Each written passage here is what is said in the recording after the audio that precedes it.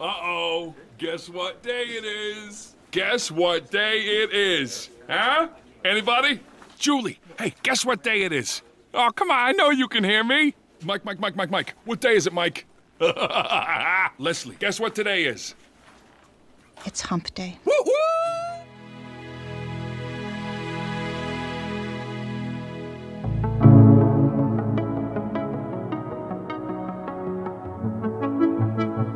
Yes, indeedy, it is hump day. You've made it.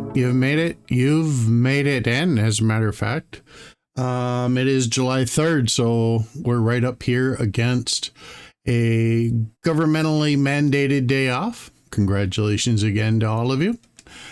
I don't have anything to announce. I don't have anything to go over, so why don't we go on ahead and put ourselves into that position to receive and start with that morning prayer. Let's not forget our country as a whole as we continue to make our way into the election season with vigor and an eye towards the future. So why don't you go ahead and do that, and I will stay on this side, and I'll do this, and I will meet you on the other side. Alrighty, here we go. Job chapter 30.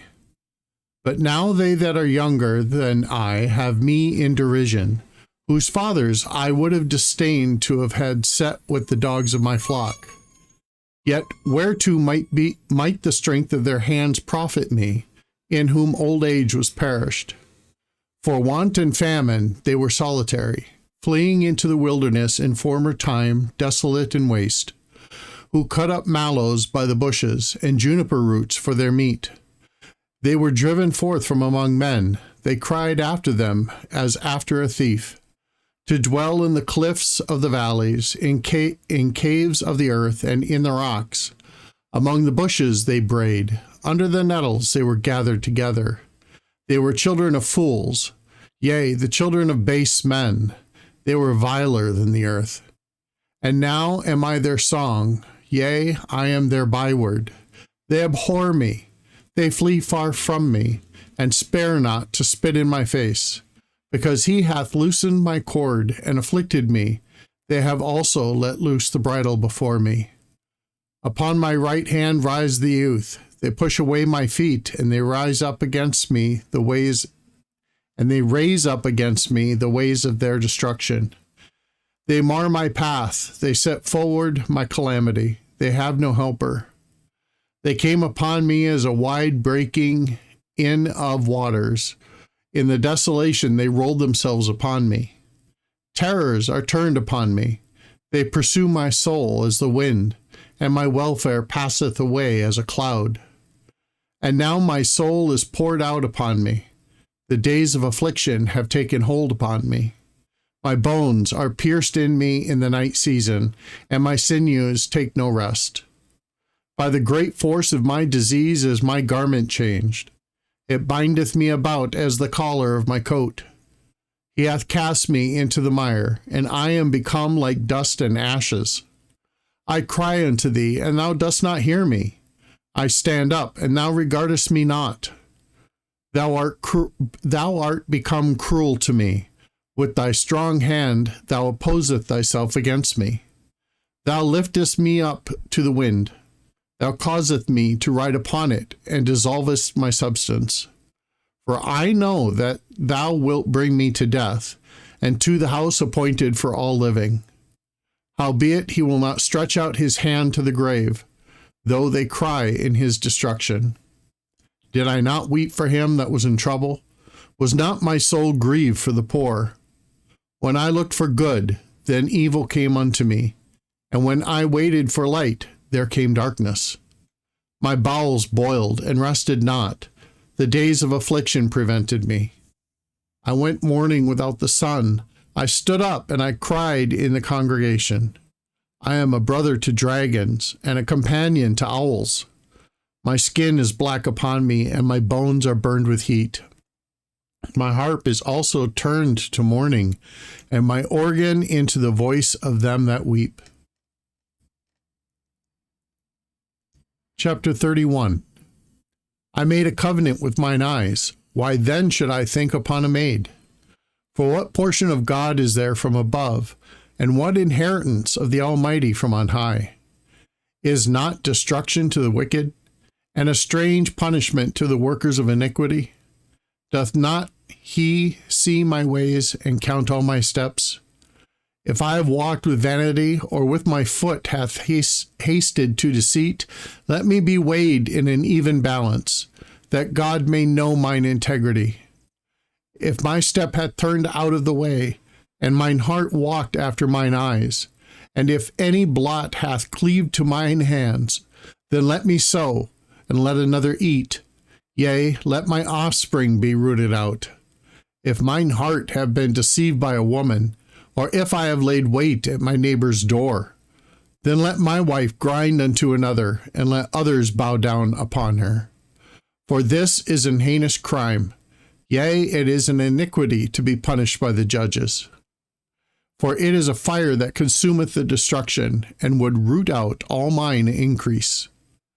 If I did despise the cause of my manservant or of my maidservant, then they contend with me. What then shall I do when God riseth up, and when he visiteth? What shall I answer him? Did not he that made me in the womb make him?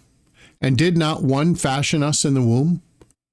If I have withheld the poor from their desire, or have caused the eyes of the widow to fail, or have eaten my morsel myself alone, and the fatherless hath not eaten thereof. For from my youth he was brought up with me, as with a father, and I have guided her from my mother's womb. For if I have seen any perish for want of clothing, or any poor without covering, if his loins have not blessed me, and if he were not warmed with the fleece of my sheep, if I have lifted up my hand against the fatherless when I saw my help in the gate, then let mine arm fall from my shoulder blade, and mine arm be broken from the bone. For destruction from God was a terror to me, and by reason of his highness I could not endure.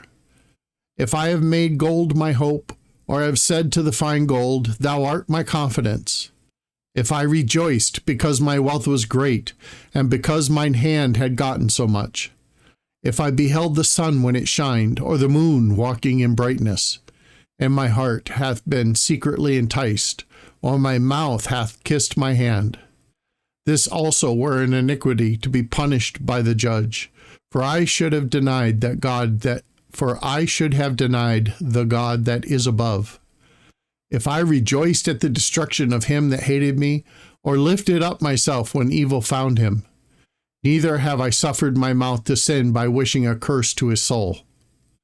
If the men of my tabernacle said not, Oh, that we had of his flesh, we cannot be satisfied. The stranger did not lodge in the street, but I opened my doors to the traveler.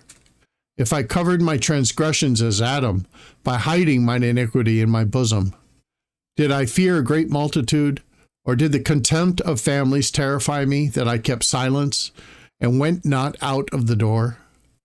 Oh, that one would hear me. Behold, my desire is that the Almighty would answer me, and that mine adversary had written a book. Surely I would take it upon my shoulder, and bind it as a crown to me.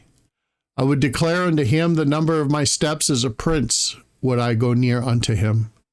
If my land cry against me, or that the furrows likewise thereof complain, if I have eaten the fruits thereof without money, or have caused the owners thereof to lose their life, let thistles grow instead of wheat, and cockle instead of barley. The words of Job are ended.